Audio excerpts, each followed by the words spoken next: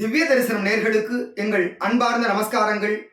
நான் உங்கள் பத்திரிகையாளர் விஜயானந்த் பேசுகிறேன். இன்று நம் பார்க்கவிருப்பது அயோத்தி ஸ்ரீ ராமர் ஆலயம் குறித்து தான். எனவே நம் முதலில் துவங்கவிருப்பது ஜெய் ஸ்ரீராம். இந்த மந்திரம் தான் நம்மளுடைய ஒரு உந்து சக்தி அப்படின்னு சொல்லலாம். ஏன்னா ஜெய் ஸ்ரீராம் அப்படின்னு சொன்னாலே ஒரு உடம்புல ஒரு புத்துணர்ச்சி பிறந்துடும், மனதுக்கு ஒரு புது தெம்பு வந்துடும்.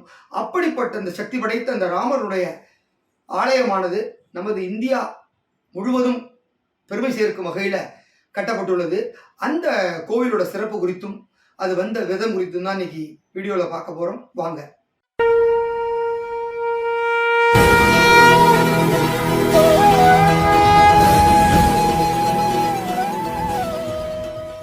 நமது பாரத தேசத்தினுடைய மிக பழமையான ஒரு கோவிலாக இருந்தது அயோத்தியில் இருக்கிற அந்த ராமர் ஆலயம். ஸோ அந்நியர்களின் படையெடுப்புக்கு பிறகு அந்த இடத்துல ராமர் கோவிலை இடித்துட்டு மசூதி கட்டப்பட்டது.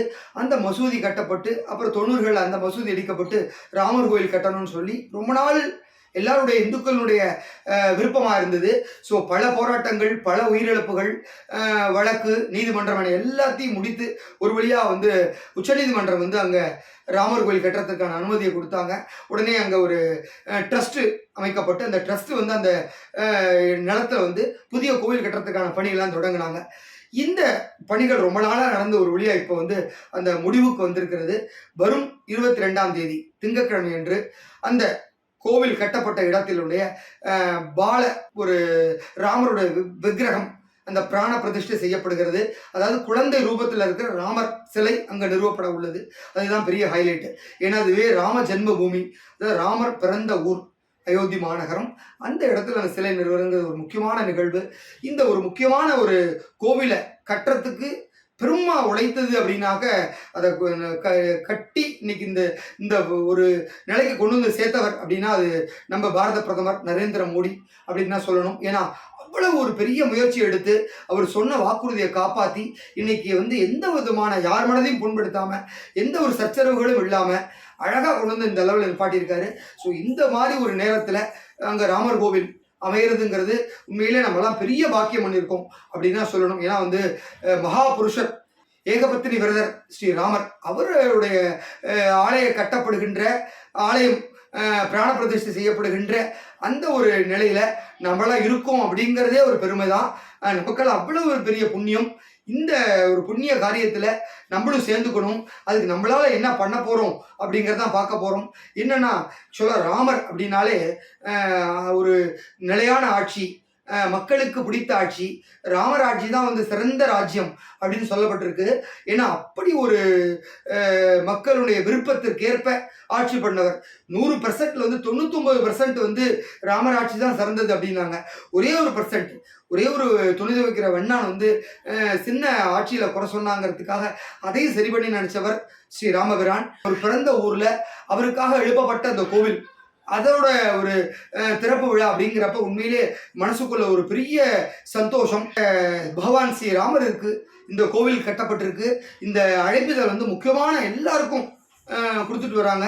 ஏன்னா இந்தியா பூரா இருக்கிற எல்லாரையும் கூப்பிட்டு அங்கே உத்தரப்பிரதேசம் ஒரு மாநிலமே தாங்காது, அயோத்தி தாங்காது அப்படிங்கிறதுனால ரொம்ப செலக்டிவாக கூப்பிடுறாங்க. மிச்சம் இருக்கிறவங்க அவங்கவுங்க இருக்கிற இடத்துல இருந்து ராமரை நினச்சி அன்னைய தினம் தியானம் பண்ணுங்க, ராமர் இருக்கிற ஸ்லோகங்கள்லாம் சொல்லுங்க அப்படின்னு சொல்லியிருக்காங்க. முக்கியமானவர்களுக்கு அழைப்புதல் கொடுக்கப்பட்டிருக்கு. அந்த வகையில் நம்மளும் ஒரு தன்யனாக இருக்கோம். ஏன்னா நமக்கு ஒரு அந்த அழைப்புதல் ஒன்று கிடைக்கப்பட்டிருக்கு. ஸோ அந்த அழைப்புதல் தான் அந்த ஸ்ரீ ராம ஜென்மபூமியிலேருந்து ஒரு அழைப்புதல் கிடைச்சிருக்கு. அதோட முக்கியமாக இந்த அழைப்புதலோட சேர்த்து அந்த ராமரோட அக்ஷதையும் நமக்கு கிடைச்சிருக்கு. ஸோ இது எல்லாருக்கும் கிடைக்கணும், நம்மளும் பிரார்த்தனை பண்ணிக்கிறோம். இந்த அழைப்புதலும் இந்த ஒரு அக்ஷதையும் எல்லாருக்கும் கிடைக்கணும். ஸோ இந்த திவ்ய தரிசனம் சேனல் பார்த்துட்டு இருக்க ஒவ்வொருத்தர் தலையிலையும் இந்த அக்ஷதை விழுந்ததா நம்ம பாவிச்சுக்கணும். அதே போல இந்த ஒரு ராமபிரான் ஆலயத்தின் பற்றின ஒரு அழைப்புதல் எல்லாருக்கும் கிடைச்சதா மனசுல வாங்கிக்கணும். ஏன்னா அன்றைய தினம் ஒரு பகல் 12:20 மணிக்கு அந்த ஆலயத்திலுடைய குழந்தை ராமருடைய விக்கிரகமானது பிராண பிரதிஷ்டை செய்யப்பட உள்ளது. நமது பாரத பிரதமர் நரேந்திர மோடி அவர்கள் இதற்காக ஒரு பெரிய சிரத்தை எடுத்திருக்காரு. அங்கே 21 ஆகம விதிகள் சிறந்து விளங்கக்கூடிய அந்த வேத விற்பனர்கள்லாம் கடந்த ஒரு வார காலமாக அந்த மந்திரங்கள்லாம் சொல்ல ஆரம்பிச்சாங்க. அதற்குண்டான எல்லா ஏற்பாடுகளும் நடந்துட்டு இருக்கு. ஸோ கும்பாபிஷேகத்தில் இந்த புனித நீர் சேர்க்கறதுக்காக சரையு நதியிலேருந்து தீர்த்தங்கள் எடுத்துட்டு வரப்பட்டு அது விசேஷ பூஜைகள்லாம் நடந்துட்டு இருக்கு. ஸோ அயோத்தி மாநகரமே விழாக்கோலம் போன்றிருக்கு. எங்கு பார்த்தாலும் ராமருடைய சிலைகள், ராமருடைய புகைப்படங்கள், அப்புறம் காவி கலர்ல ஒரு கொடிகள், தோரணங்கள் அப்படின்னு சொல்லி அந்த மாநகரமே விழாக்கோலம் போன்றிருக்கு. ஸோ ஒரு திருவிழா வந்து ஒரு ஊர் கொண்டாடும், ஆனால் இந்த ராமர் கோவில் திறப்புங்கிறத ஒரு நாடே கொண்டாடுது. அப்படி தான் இருக்குது. ஏன்னா இதுதான் உண்மையான ஒரு தீபாவளியாக இருக்கும். அந்த அளவுக்கு இந்த நிகழ்ச்சியை ரொம்ப சிறப்பாக பண்ணுறதுக்கு எல்லா ஏற்பாடும் பண்ணிட்டு இருக்காங்க. அன்றைய தினம் நாம் அனைவரும் வந்து சொல்ல வேண்டியது என்னென்னா, ஒரு முக்கியமான அந்த நாள் முழுக்க ராமருடைய ஸ்லோகங்களை ஜபித்து கொண்டே இருக்கணும். ஸ்ரீராம ஜெய ராம ஜெய ஜெய ராம அப்படிங்கிற அந்த ஸ்லோகத்தை சொல்லலாம். தெரியாதவங்க ஸ்ரீராம் ஜெயராம் ஸ்ரீராம் ஜெயராம்ங்கிற அந்த ஒரு ஸ்லோகத்தை சொல்லலாம். இல்லைன்னா ஸ்ரீராம ராம ராமேதி ரமே ராமே மனோரமே சகஸ்ரநாம தத்துல்யம் ராமநாம வராணமே அப்படிங்கிற அந்த ஸ்லோகத்தையும் சொல்லலாம். நம்மளுக்கு என்னென்ன தெரியுமோ ராமரை பற்றி, அப்படி இல்லைன்னா குறைஞ்சபட்சம் ஜெய் ஸ்ரீராம் அப்படின்னாலும் சொல்லலாம். ஏன்னா எவ்வளோக்கு எவ்வளோ சொல்கிறோமோ ஒரு 108 முறை எல்லாரும் அதை தியானம் பண்ணி பக்கத்தில் இருக்க ராமர் கோயில்களுக்கு சென்று ராமரையும் ஆஞ்சநேயரையும் வழிபட்டு எல்லாருக்கும் எல்லாத்தையும் கிடைக்கணும் அப்படின்னு பிரார்த்தனை பண்ணிக்கணும். ஏன்னா ஒரு முக்கியமான ஒரு நிகழ்வு இந்த ராமருக்கு இங்கே வந்து இந்த பாரத தேசத்தில் நமக்கு கோயில் அமையுங்கிறதுங்கிறதே ஒரு பெருமை. ஸோ வாழ்க்கையில் ஒரு முறையாவது எல்லாரும் அயோத்தி போய் அந்த ராமர் கோயிலில் தரிசனம் பண்ணிட்டு வரணும். அதுக்காக இப்போ உடனே எல்லாரும் போனாங்க, நாடு தாங்காது, அந்த பகுதி தாங்காதுங்கிறதுனால இன்னும் ஒரு நாள் நிறைய இருக்க போகிறது. ஸோ கும்பாபிஷேகம் வரைக்கும் நம்ம யார் வேணால் போய் பார்த்துட்டு இருக்கலாம். அதனால பிளான் பண்ணி கொஞ்சம் கொஞ்சமாக டைம் கிடைக்கிறப்ப எல்லாரும் பாருங்கள். அன்றைய தினம் எந்த இடத்துல இருக்கோமோ அந்த இடத்துல இருந்தபடி இந்த ஸ்லோகத்தை சொல்லி எல்லாரும் வாழ்த்தணும், எல்லாரும் பிரார்த்தனை பண்ணிக்கணும் அப்படின்னு கேட்டுக்கிறோம். இந்த நிகழ்ச்சி வந்து ரொம்ப முக்கியமான நிகழ்ச்சியா பார்க்கப்படுது. இந்தியா பூரா இருக்க எல்லாரும் வரப்போறாங்க. பெரிய பெரிய வேத விற்பனர்கள்லாம் அங்கே வரப்போறாங்க. முக்கியஸ்தர்கள் வரப்போறாங்க. பிரதமர் கலந்துக்க போறாரு. உத்தரப்பிரதேச முதலமைச்சர் அங்கே இருக்க போறாரு. அதை தாண்டி பிஜேபியினுடைய மத்திய அமைச்சர்கள், அப்புறம் பல மாநில முதலமைச்சர்கள், அப்புறம் நம்ம தமிழ்நாட்டிலேருந்து முக்கியஸ்தர்லாம் போக போறாங்க. திரைப்பட முக்கிய நடிகர்களுக்கும் அழைப்புதல் கொடுக்கப்பட்டிருக்கு. அவங்கெல்லாம் போக போறாங்க. இளையராஜா, ரஜினிகாந்த் அப்படிங்கிற உள்ளிட்ட பலர் அங்கே போகிறாங்க. ஸோ இந்த நிகழ்வு வந்து அன்னைக்கு எல்லா தொலைக்காட்சிகளையும் நேரடியாக ஒளிபரப்புறதுக்கு ஏற்பாடு பண்ணியிருக்காங்க. மத்திய அரசு வந்து தங்களுடைய மத்திய அரசு நிறுவனங்களை பணிபுரியும் எல்லாருக்கும் அன்றைய தினம் ஒரு அரை நாள் விடுப்பு கொடுத்துருக்காங்க. பல மாநில பிஜேபி ஆள்ற அந்த மாநிலங்கள்லேருந்தும் அன்றைய தினம் விடுமுறை அறிவிக்கிறதா இருக்காங்க. இப்படி ஒரு நாடே கொண்டாடுற ஒரு திருவிழாவா அந்த ராமர் கோவில் திறப்புங்கிற ஒரு நிகழ்ச்சி நடக்க போகுது.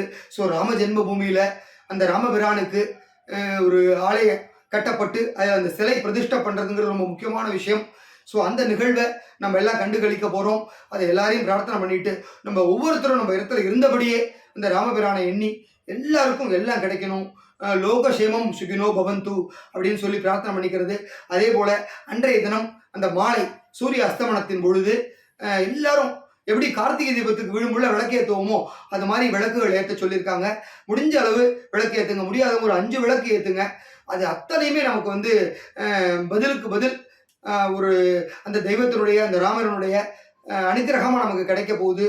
ஸோ எல்லா வளங்களும் கிடைக்க போகுது. எனவே நம்ம அனைவரும் இந்த ஒரு முக்கியமான விழாவில் கலந்து கொண்டு ராமபிரானை பிரார்த்தித்து எல்லா வளங்களும் நலங்களும் பெறணும்னு கேட்டுக்கிறோம். இன்னொரு அடுத்த வீடியோ இது தொடர்ந்து வரப்போகுது. அந்த வீடியோவில் அந்த கோயிலோட சிறப்பு அம்சங்கள் பற்றியும் வேறு சில ராமபிரானுடைய குலதெய்வங்கள் பற்றியும் பார்க்க போகிறோம். ஸோ எல்லாரும் அதை பார்த்து இந்த வீடியோ மட்டும் இல்லாமல் அடுத்த வீடியோவும் பார்த்து பயனுள்ள ஆக்கிக்கணும் உங்களை கேட்டுக்கொண்டு அரஹர நம பார்வதிபதே அரஹர மகாதேவா ஜெய்ராம் ஸ்ரீராம் ஜெய் ஜெயராம். நன்றி, வணக்கம்.